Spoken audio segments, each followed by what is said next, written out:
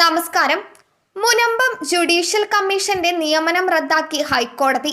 Justice CN Ramachandran അധ്യക്ഷനായ judicial കമ്മീഷന്റെ നിയമനം നിലനിൽക്കില്ലെന്ന് ഹൈക്കോടതി വ്യക്തമാക്കി.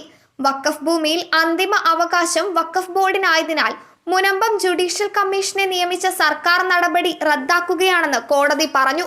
മുനമ്പം ജുഡീഷ്യൽ കമ്മീഷന്റെ നിയമന സാധുത ചോദ്യം ചെയ്ത് കേരള വഖഫ് സംരക്ഷണ വേദി നൽകിയ ഹർജിയിലാണ് ഉത്തരവ്. ജസ്റ്റിസ് ബെച്ചു കുര്യൻ തോമസ് അധ്യക്ഷനായ സിംഗിൾ ബെഞ്ചിന്റേതാണ് വിധി. ഇത് വഖഫ് ഭൂമിയുമായി ബന്ധപ്പെട്ട വിഷയമാണെന്നും വഖഫ് ഭൂമിയുടെ കാര്യത്തിൽ തീരുമാനമെടുക്കാൻ വഖഫ് ട്രൈബ്യൂണലിന് മാത്രമേ കഴിയൂവെന്നും കോടതി പറഞ്ഞു. വഖഫ് ബോർഡിന് വലിയ അധികാരങ്ങളുണ്ട്. നിയമത്തിൽ ഇതെല്ലാം കൃത്യമായി പറയുന്നുണ്ട്. ആ നിയമം നിലനിൽക്കെ സർക്കാരിന് മറിച്ചൊരു തീരുമാനം എടുക്കാനാകില്ലെന്നും ഹൈക്കോടതി പറഞ്ഞു.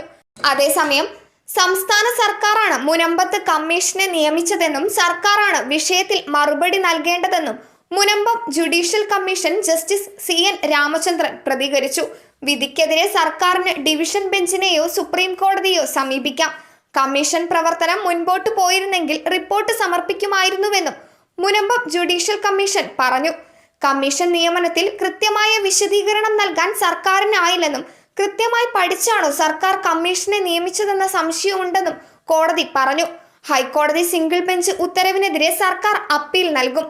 മുനമ്പം വഖഫ് ഭൂമി കേസിൽ വീണ്ടും അന്വേഷണം നടത്താൻ ജുഡീഷ്യൽ കമ്മീഷനെ നിയമിച്ചതിനെ തെറ്റായ നടപടിയായി ഹൈക്കോടതി നേരത്തെ തന്നെ വിലയിരുത്തിയിരുന്നു.